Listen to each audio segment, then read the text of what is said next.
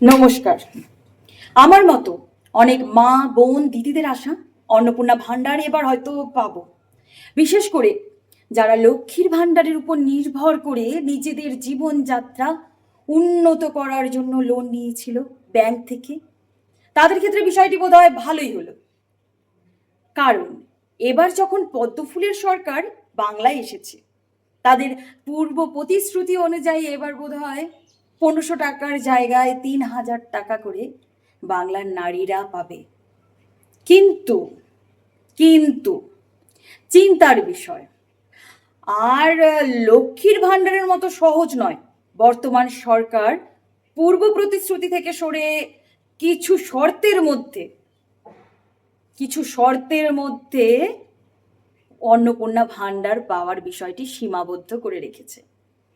আসুন, অন্নপূর্ণা ভাণ্ডার প্রকল্পের টাকা কারা পাবেন না, চলুন জেনে নেওয়া যাক।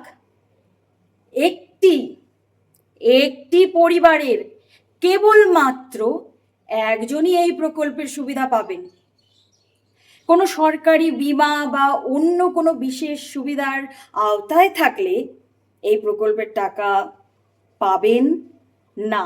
সরকারি বা আধা সরকারি চাকরি করলে এই সুবিধা পাওয়া যাবে না। আয়কর অর্থাৎ ইনকাম ট্যাক্স প্রদানকারী হলে আবেদন বাতিল হতে পারে। পেনশন প্রাপক হলে এই প্রকল্পের সুবিধা নাও মিলতে পারে। বাড়িতে 3টি বা তার অধিক ঘর থাকলে এই প্রকল্প থেকে বঞ্চিত করা হবে। নতুন এসআইআর লিস্টে যাদের নাম নেই তারাও এই প্রকল্পের সুযোগ সুবিধা পাবেন না। 3 বিঘা জমি থাকলেও আপনি বঞ্চিত হবেন। 4 চাকা গাড়ি থাকলে এই প্রকল্পের সুবিধা পাওয়া যাবে না। অ্যাকাউন্টে 50,000 টাকা থাকলেও আপনি এই প্রকল্প থেকে বঞ্চিত হবেন। ভাবা যায়? সাবধান, সরকারি নিয়ম সময়ের সাথে পরিবর্তন হতে পারে, তাই অফিসিয়াল নোটিশ দেখে নিশ্চিত হয়ে নিন। যা বুঝলাম, যারা লক্ষ্মীর ভাণ্ডার পেত অনেকেই তো বঞ্চিত হবে এই নিয়মের মধ্যে এলে, এবং এই সন্দেহ থেকেই যাচ্ছে আদৌ কি অন্নপূর্ণা ভাণ্ডার কোনো একজনকেও দেওয়া হবে। অনেক আশা করে বাংলার মহিলারা অন্নপূর্ণা ভাণ্ডারের আশায় বর্তমান শাসক দলকে ভোট দিয়েছিল। সেই সময় তারা সকলকে আশ্বাস দেয়, যারা যারা লক্ষ্মীর ভাণ্ডার পাচ্ছে তারা সবাই অন্নপূর্ণা ভাণ্ডার পাবে খুব সহজেই, ঠিক যেমন ভাবে তারা লক্ষ্মীর ভাণ্ডার পেত। নির্বাচন জয়ের পর এই সরকার তো দেখছি অনেক রকমের গল্প করছে।